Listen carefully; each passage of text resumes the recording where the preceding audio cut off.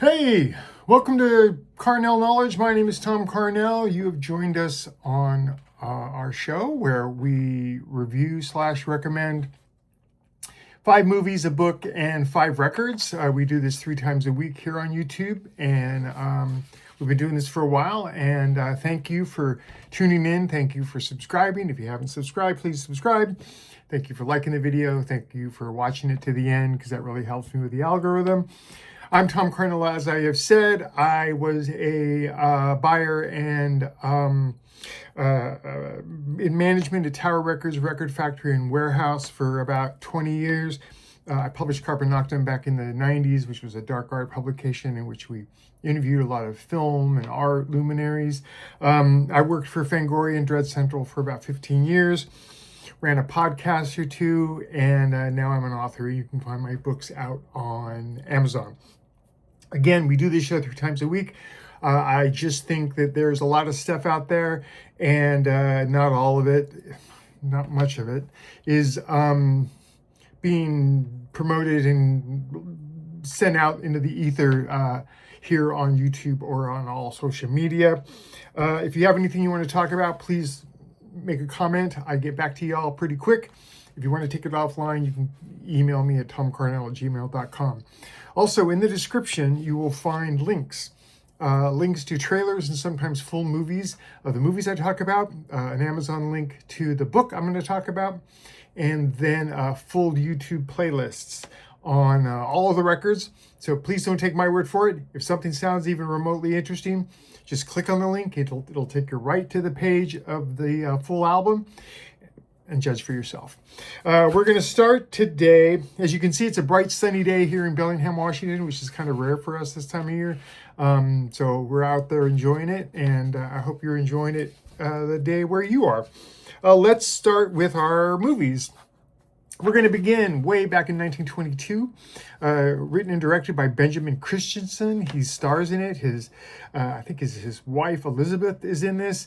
It's called HAXAN. It's a fictionalized documentary showing the evolution of witchcraft from its pagan roots to its confusion with hysteria in Eastern Europe. It's a very interesting film. It's a very famous film. It's been in the public domain for a long time, and I'll talk about that in a second. I wasn't a big fan of this when I first saw it. My friend Brian was telling me that he had just watched it and he enjoyed it, so I took another look at it. And yeah, there are moments to this thing that are quite effective. I don't really think a lot of it should be taken as gospel. See what I did there? Yeah, it's an interesting film. To achieve some of the atmosphere, the scenes were shot at night back in the 20s. That wasn't done back then. It's interesting because of the date and because of the film stock, a lot of the actors with blue eyes, they didn't register on film, so they gave them a sort of glazed and natural appearance. The director played both Jesus and the devil, which I think was a bit of a stretch. It was originally envisioned as a trilogy, but then the public outcry sort of put the kibosh on that. Spoiler, a lot of the public had an adverse reaction to this film because they thought it was promoting witchcraft and Satanism, and back in the 20s that wasn't a cool thing. It's one of Guillermo del Toro's favorite films. It's another case, much like Night of the Living Dead, where someone failed to renew the copyright, and the film fell into the public domain. That's why you can see it under different titles, under different versions out there. It's pretty readily available. Again, the link I put in the description will take you to a YouTube link that is the entire film. There is a look about this film that's pretty unnerving. There's 3 sections of it. There's the beginning section. It has to do with a witch. Has a real odd look to it. Not since some of the Del Toro stuff, I would say. Have I seen that stuff before? It was heavily censored wherever it played around the world. There's a scene of the witch pulling off a dead man's finger that is specifically one that I had read about. It doesn't give a lot of information, especially salient information, but it's an interesting view. Again, you ratchet in your mind like, okay, this is 1922, and this must have been really, really shocking. There are moments to it that have a certain beauty to it, if you can appreciate that.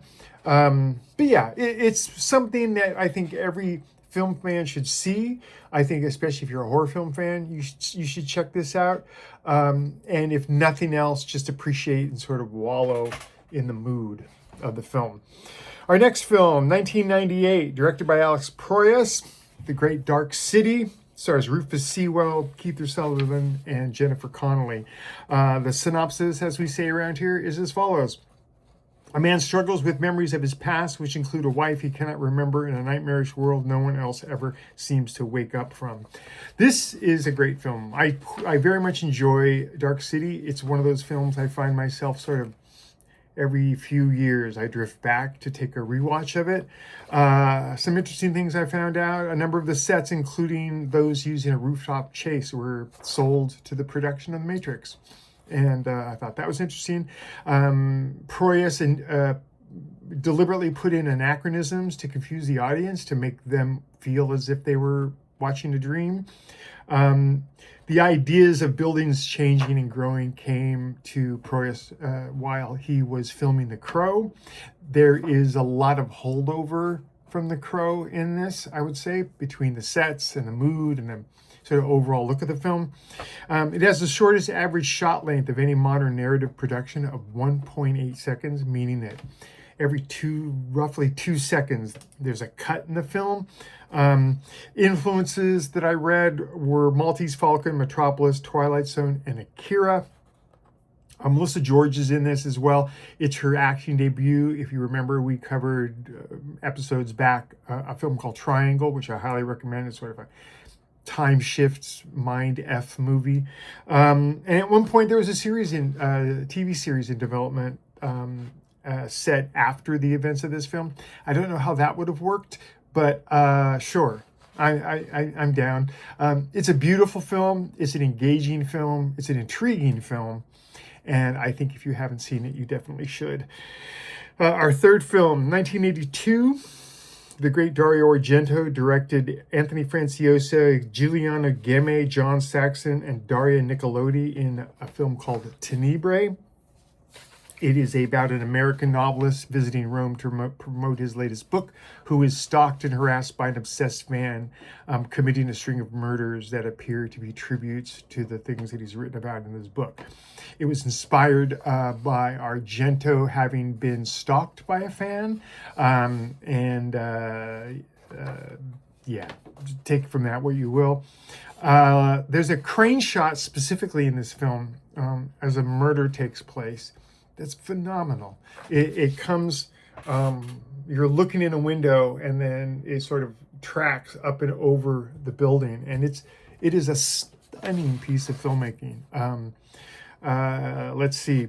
Christopher Walken was almost cast in the role. I don't know if that has anything to do with Argento saying that Anthony Franciosa was one of the most difficult actors he's ever worked with. Seems there was a bit of jealousy going on where Argento was dating Daria Nicolodi at the time. Anthony Franciosa came in and sort of bonded with her as a set pal.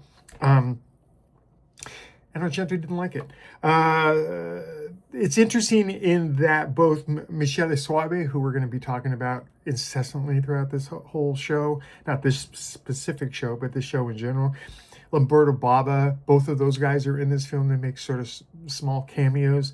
There is a flashback featuring a girl in red shoes that was played by a transgender actress. And this is a great film. There's some very inventive murders in it, which is why you kind of come to the table for Dario Argento.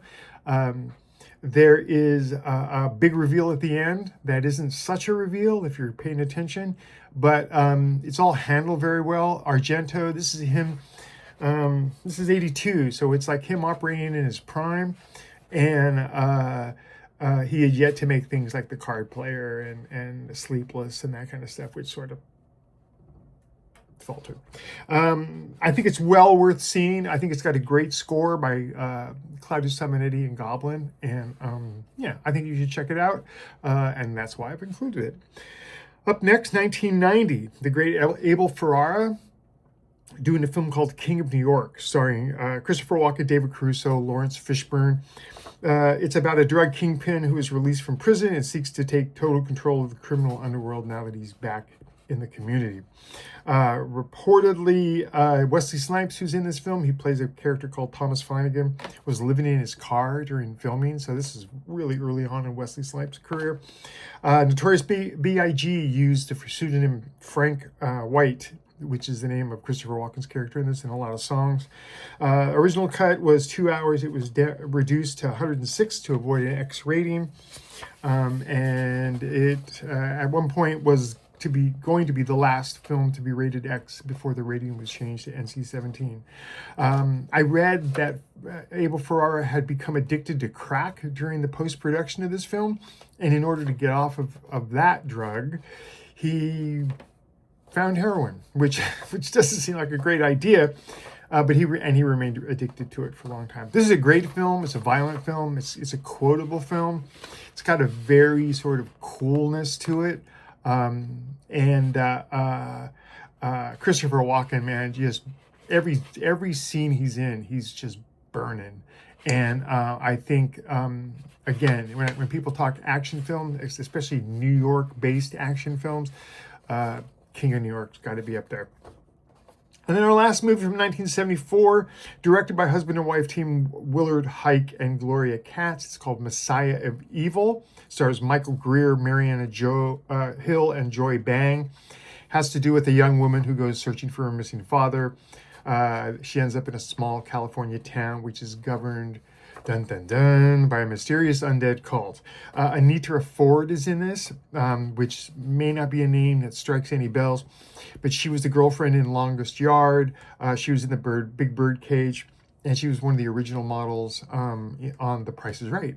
And as soon as you see her, you're going to go, I know her. The screenplay is kind of a mess. The conclusion is a little disappointing.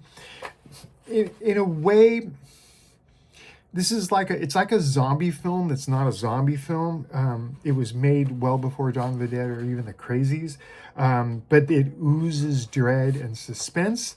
And I think it's a film that you should have in your back pocket. It's a film that gets talked about a lot. Most of the people who talk about it haven't seen it, but it's all over places like Tubi and YouTube and that kind of thing. And you should check it out. Moving on to our book, I had just finished reading this. It's called The Gospel According to Luke by a guy named Steve Lukather. It's a memoir of the guitarist Steve Lukather, who is best known as the guitar player for Toto, but he's also a monster studio player. He talks about what goes on in sessions, running into different actors and actresses, talks about making music with people like Quincy Jones, Michael Jackson, Paul McCartney, Stevie Nicks, and Elton John, Miles Davis, Joni Mitchell, Bruce Springsteen, Don Henley, Roger Waters, or Aretha Franklin. You get it? This guy, he's sort of second generation of the Wrecking Crew. If you know who the Wrecking Crew were, they were a bunch of studio musicians who were sort of a loose, for want of a better word, let's call it gang, who played on everything from Scooby-Doo to the Partridge Family to hits of the day. They were like the guys when you needed that special guitar part or that special horn chart. These were the guys you went to. The writing on this is sort of amateurish, I want to say. He drops names like their pocket change. It has a voice of a guy, of like a 17 or 18-year-old. But in the midst of all that, he's talking about doing some monster sessions. I mentioned Michael Jackson. He came up with the guitar part for like Human Nature, which pretty much makes the song. I do recommend it. I think that it has insights into what it's like to be a session player and what it's like to be a touring musician. He is pretty frank about some deaths that he experiences, Jeff Porcaro being preeminent among them, the great drummer for Toto and a bunch of other things. Loosely talks about things like the grinding of gears that happens sometimes before personality. I'm not going to lie, this author is pretty full of himself, deservedly so, and he often makes mountains out of molehills. Acts like small indiscretions are major betrayals, but okay, he doesn't come off exactly well. He talks pretty frankly about his drug use. But he was pretty much born into the industry. His dad worked in film. He early on was friends with people like the Porcaros and David Page, whose dad is Marty Page, who's part of the Wrecking Crew. So he kind of had the inside track on a lot of this stuff. And it kind of comes off like being born on third base and thinking you hit a triple, if you know what I'm saying. The book is fun, but it's a little inconsequential. I think that if you're a fan of session musicians and you're a fan of stories about the making of records that you love, then this is for you. I had noticed on Amazon there's a bunch of like biographies of him. Skip all those. This is the one to go to. Yeah, it's not without its problems. A good ghostwriter could have polished some of the rough edges, but there you have it. Moving on to records. I got some good ones this week. I read, or rather today. Let's start here. Beverly Glenn-Copeland. The record is called Laughter in Summer. It just came out a couple of weeks ago. They are an American-born Canadian trans vocalist. The record was recorded and released as they were dealing with a diagnosis of dementia. I'm not going to lie to you, this is for rockers and even for some jazz people, this isn't going to float your boat. It reminded me a lot of Stephen Sondheim. It's a lot of talk sing, but it's beautiful and very poignantly written. The artist has a deep resonant voice, and there is a choir behind them that is just kicking. I've been getting into a lot of choir music. You're going to find, I don't think it's today, but I've been diving into gospel music, and God, man, some of that is so good. And this is not gospel, but it's definitely choir related. Reminded me of people like Alistair DePlume, Juliana Barwick, Mary Lattimore, and Ichiko Aoba. I really like this record. If you don't like it, I understand. But it just sort of hit me at the perfect moment, at the perfect time, on the perfect day. Beverly Glenn-Copeland, Laughter in Summer. Great stuff.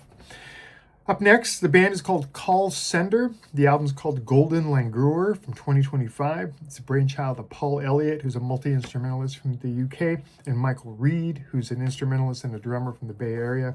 They connected over social media. Isn't that interesting? And I guess a lot of the recording was done, like one guy doing his drum parts and sending it to the other guy, and then them sort of conferring via either Skype or Zoom or some stuff like that. It has leans towards minimalism, but it does blend funk, hip hop, and library style soundscapes. It's nostalgic, sort of cinema jazz funk with hip hop influenced drum breaks. It reminded me of artists like Miles Davis, Nino Nardino, Sean Wolcott, the album Leaf, and J.J. Whitefield. Pardon me. This is a great record. I came upon it. I forget how. As you know, I have this whole process where I find new things on my streaming service. I throw them into an inbox, which is now about 5,000 titles, which is really embarrassing. But I throw it into the inbox, and as I go through them, I sort of part them out and integrate them into the hamster on a wheel that's inside my head. I really like this record. And again, go to the description. You can hear it for yourself.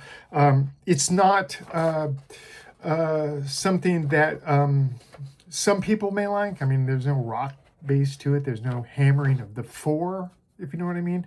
But I very much enjoyed this. Our next record from 2024 The artist is called DJ Toner. The album is called Outside. It's a Spanish record. They were a connoisseur of the black music scene.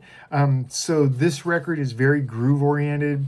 It's kind of chill with Spanish music overtones, a lot of acoustic guitar and Spanish-based rhythm section.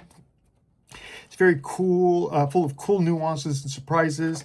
It's perfect for early evening listening, maybe dinner listening. Reminded me of things like Alpha Mist, Nubia Garcia, Sim Nagai, and Beat Ghosts. Again, I don't, at the risk of repeating myself, this is a great record. It's one of those things I found myself putting it on and then either revisiting it in a day or two, or putting it on and just hitting repeat and letting it play for a couple hours. Thoroughly enjoyable, very, very cool, very, very chill. So check it out. Moving on to 2026. This just came out a couple weeks ago. Benjamin Wallfisch, who is a film score composer. He did things like Blade Runner 2049, Shazam, the 2 chapters of It, Hidden Figures, The Flash, Predator, Badlands.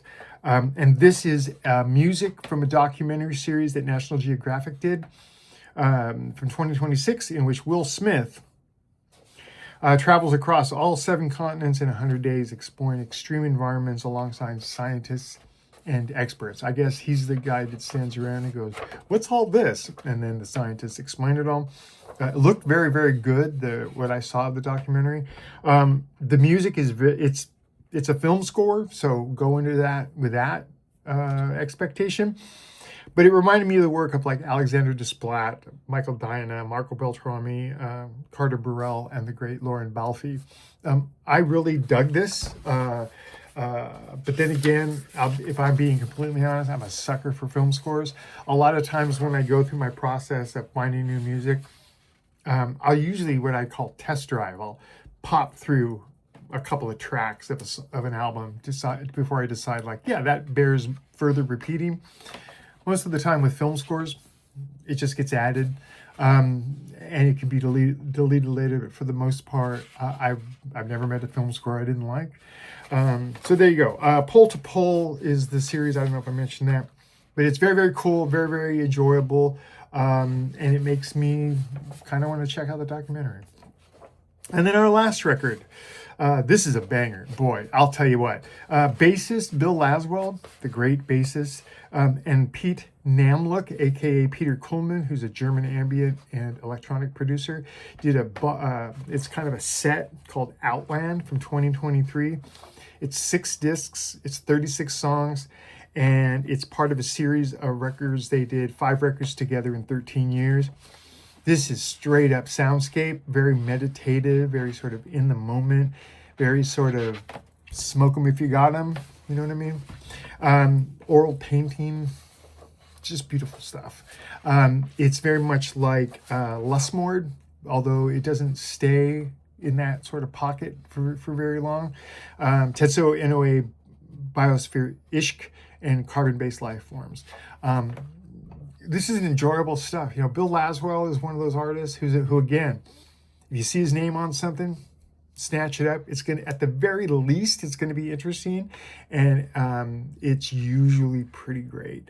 Outland was not what I expected. I had heard somebody on a YouTube show talking about Pete Namlook. I want to say it was the Wonky Angle, but anyway. It made me want to check out more of his work, and just around that same time, this record, Outland, came across my desk, and I loved it. I thought it was very, very cool. And that's going to do it for today's show. I got 2 more coming on Wednesday and on Friday, 5 more movies, another book, and 5 records. I'm doing some special episodes now and again. I'm right now working on top 20 martial arts books, or books about martial arts. I've done several in the past. I just did one on Bond, not Bond movies, like spy parodies. So I'm kind of all over the place, and I hope you follow along with me. It's a big world out there, and there's a lot of cool stuff out there.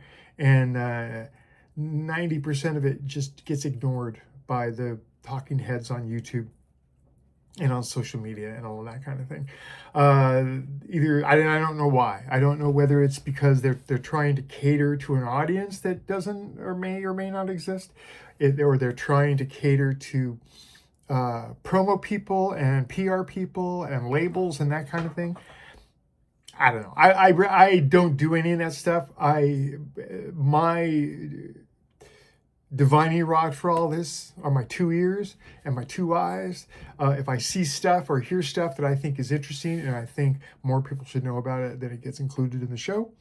And so that's what we're doing here on Carnell Knowledge. So remember, as the kids say, smash that like button, subscribe if you will. I got a ton of stuff coming up.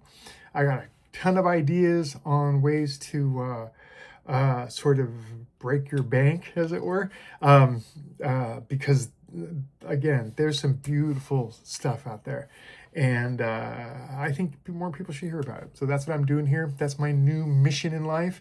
Do me a favor if you want to go to Amazon, take a look at my books. They're short story collections and some novels. They're fun. I can't look at it objectively. But anyway, that's going to do it for us today. I'll see you in a couple of days. Be good to each other, and we'll see you later.